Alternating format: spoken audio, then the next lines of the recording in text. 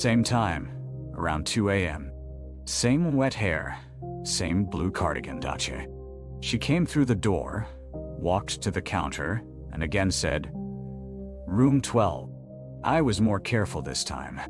I stood up immediately and said, "Ma'am, I can't let you into that room. It's occupied." She looked at me for maybe 5 seconds without blinking, then turned and walked back out. I watched her on the parking lot camera. She walked to the far end of the lot where the light didn't quite reach, and then she just wasn't there anymore. No car drove away. No sound. She was just gone from the frame between 1 second and the next. I told myself I was tired. Night shift does things to your mind. The third night, I did something stupid. When she came in and asked for room 12, I got the master key. I thought maybe I'd watch her try to use her key and couldn't get in, and that would prove she wasn't actually going into the room. That there was a simple explanation.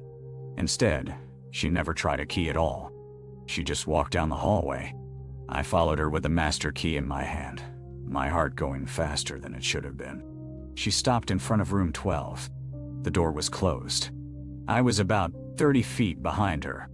I watched her reach for the handle, but here's the thing. Her arm didn't move the same way a normal arm moves.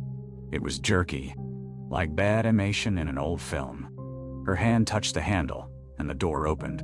The room was dark. She stepped inside, and the door swung shut. I stood there with the key in my hand for maybe a minute. Then I used the master key and opened the door. Marcus Webb was lying in the bed, asleep. Everything was normal. The television was off. The air conditioning was humming. There was nothing unusual except that the woman who'd just walked in wasn't there. I closed the door and went back to the desk and didn't move for a long time. She came back every single night after that, for the next 28 days. Always at 2 a.m., always asking for room 12 in that flat, quiet voice. Always walking down the hallway with that jerky, wrong movement, and always disappearing into a room where Marcus Webb continued to sleep, completely undisturbed. I never worked up the courage to go in after her again. By the third week, I'd started noticing other things. I checked the parking lot more carefully. That same blue cardigan started appearing in the background of footage from other nights. Just sitting in the shadows, unmoving, watching the building. And once, I only noticed it because I was reviewing footage from a week back. There was a moment where she appeared in the camera feed just standing beside my car in the lot, staring up at the windows of the office. My hands went cold when I saw that timestamp. That was from a night I'd called in sick. On the 28th night, Marcus Webb left. He checked out around midnight, packed his car with methodical precision, and drove away. I watched him go on the monitors. He looked worse than when he'd arrived. Thinner, grayer, like something had been slowly taken from him. At 2 a.m., the door chimed. She came in wearing the blue cardigan. Her hair was dry for the first time. She walked to the counter, and for the first time, she looked me directly in the eye. Her eyes were gray and very clear and completely empty of anything human.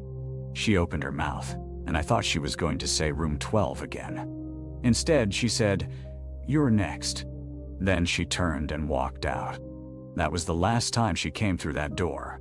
But here's what happened after. For the next 6 months, I noticed things. Small things.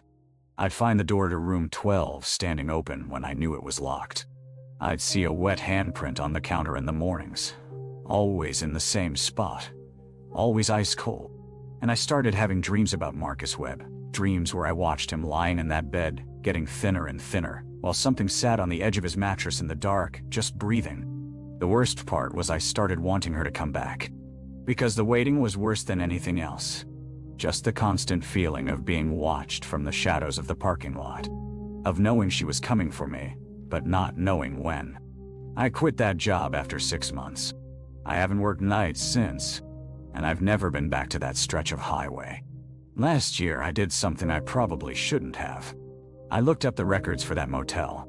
I wanted to see if there was anything about Marcus Webb, if he was real. The motel had closed down in 1987. Burned down, actually. Kitchen fire that killed 2 people. The records listed the victims, James Chen and Margaret Webb. Margaret Webb.